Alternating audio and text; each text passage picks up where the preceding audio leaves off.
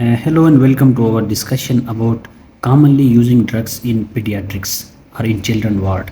Hydrocortisone, dexamethasone, ferusomide, and diazepam, phenobarbital, salbutamol, and calcium gluconate, potassium chloride.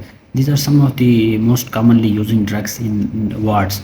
Let's start with the hydrocortisone. Hydrocortisone is basically an anti-inflammatory which is available in different brands in Pakistan, including Hyzonate and Solocortif. It is available in injection form with a 100, 250, and a 500 milligrams per 2 ml dose. It has a loading dose of 10 mg per kg per dose state. So let's suppose if we have a child with a 10 kg weight, so we have to calculate the total dose, the total loading dose. So 10 times 10, 100 mg. So we have to give 100 mg state IV to the child. Its maintenance dose is 5 mg, 5 mg per kg per dose.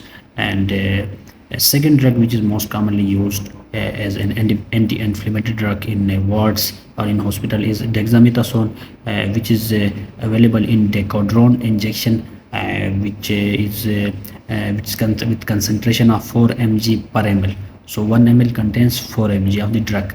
It has different doses with the difference in the indication. So as an anti-inflammatory, you may use with the concentration of 0.08 to 0.3 mg per kg per day with 6 to 12 hour gap.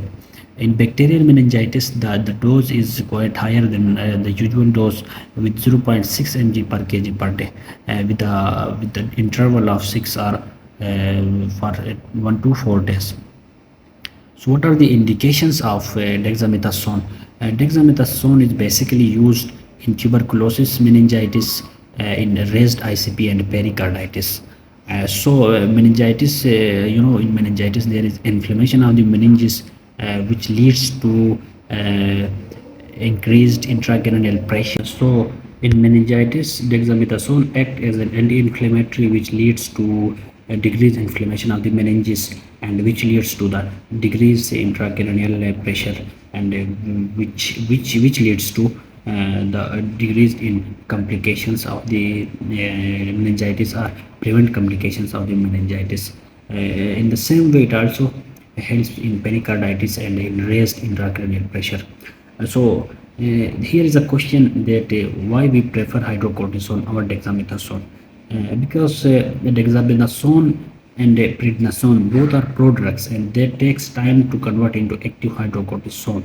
So whenever we want a rapid action, we use hydrocortisone, and whenever we want a long-term treatment, we use dexamethasone. So dexamethasone acts slowly to decrease inflammation without any fibrosis. Third drug which is most commonly used in any ward, in medicine, in surgery, or in peds is ferusomide, or it is with brand name of Lasix or Basics. It is basically a loop diuretic, and it has different forms, like in injection form, in tablet form. Injection form is with concentration of 20 mg per 2 ml. So it means that 1 ml contains 10 mg of the drug. In tablet form, it is available in 20, 40, and 80 mg. Brand names, as I already mentioned, Lasix and Basics. IV doses always start with 1 mg per kg dose. So suppose we have a 10 kg baby or child, we give 10 mg of the Lasix, but it can be increased up to 60 mg per kg per dose. It depends on the indication where you are using the Lasix. Indications of the Lasix include congestive heart failure with acute pulmonary edema.